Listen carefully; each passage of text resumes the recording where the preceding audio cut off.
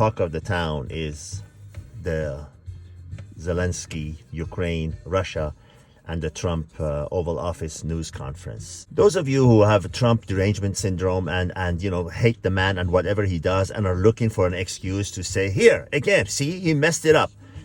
I'm not even going to engage you. You're beyond help. If you blindly just hate somebody because of who he is and because he doesn't agree with your particular beliefs, you need to go and really seek help. I'm not talking about that. What happened, we saw at the Oval Office, was Zelensky's fault.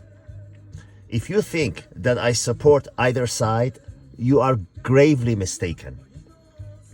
We all know Vladimir Putin is a thug and a criminal, a two-bit spy that was groomed to be president by a drunken man called Boris Yeltsin, who later admitted that he had made a mistake.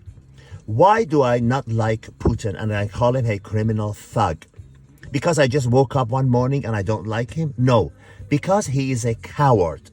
He poisons, murders, and jails anyone who hints at wanting to be president. He doesn't have the courage to stand to an election to see what the people choose. No, he throws them out the window. He poisons them with polonium. He comes up with phony tax charges and puts them in prison for decades. And then when they're talking from prison to reporters, he kills them like he killed Navalny. He's a piece of garbage, a criminal and a thug that should be in prison and worse. Okay? Now, Zelensky, during the conference with Trump at the Oval Office, should have shut his mouth. He should have shut his mouth and listened to Trump and made a deal with the U.S. having access to mines there, because Russia would never dare. Russia is a paper tiger. Russia would never dare attack while U.S. people are on the ground in Russia. Zelensky made a mistake saying to basically America that you have an ocean on either side. You don't feel it now, but you are going to feel it. Going to feel what? Attack from Russia? We have systems in place that detect even when those missiles are being fueled, let's say nuclear missiles. And we certainly know when they're launched. And before those hatches, those silos are up for those missiles to be in the air, countermeasures are already flying towards Russia. Moscow, that shit town, and St. Petersburg would be pulverized, and Putin right with it. And he knows it. And let me remind everyone why Russia even has nuclear weapons.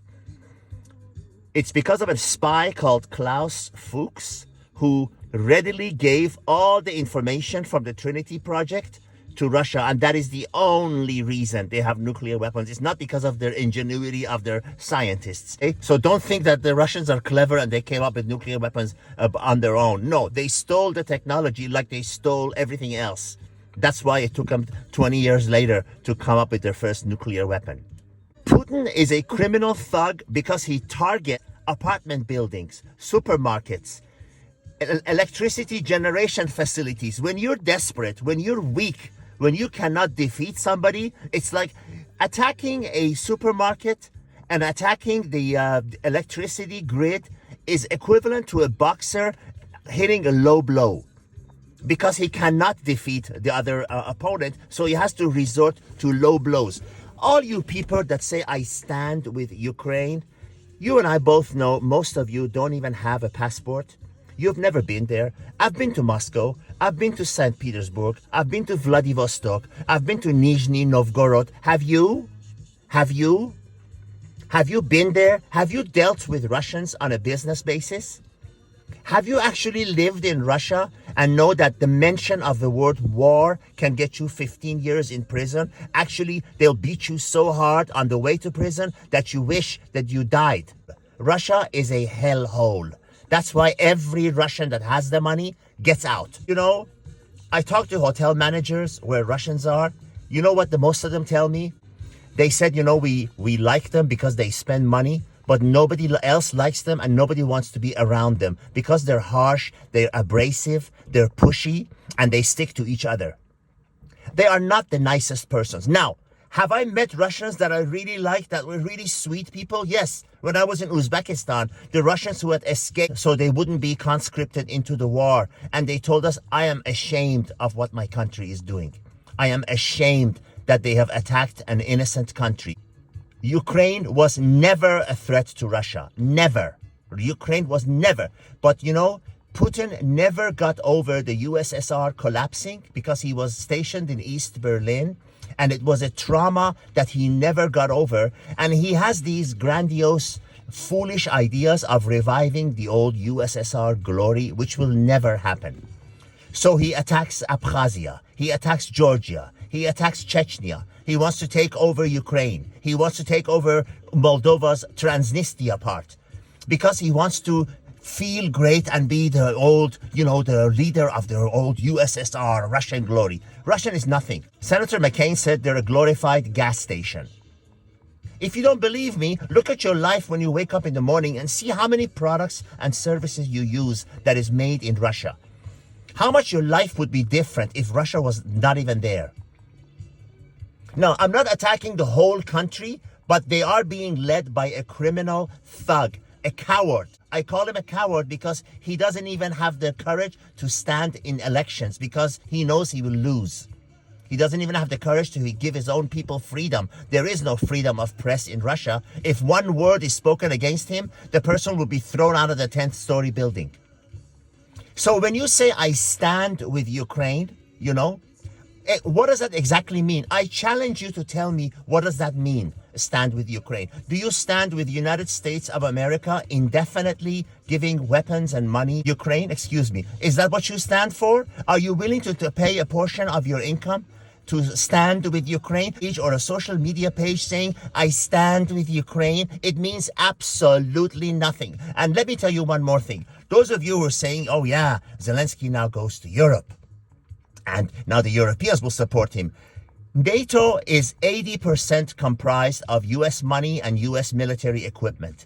Europeans are all talk. Europeans have always wanted the US to do the heavy lifting because they know they can never stand up to great military powers.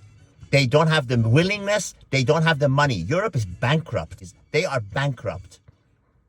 So when they say, we will support you, it's all talk. It's all talk. They are hoping that the United States will come around and support them.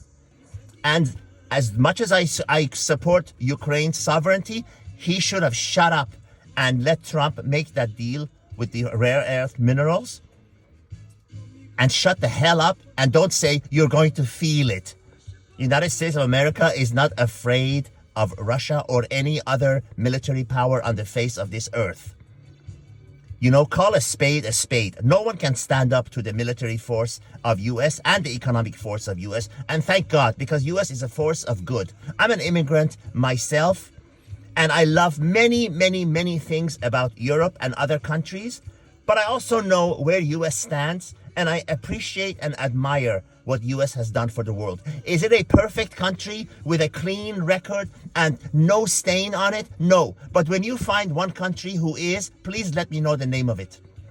Imagine those of you who hate America, mostly on the left, ask yourself this. If US were to disappear tomorrow, there will be two powers that emerge as the world power, China and Russia. Which one do you like better?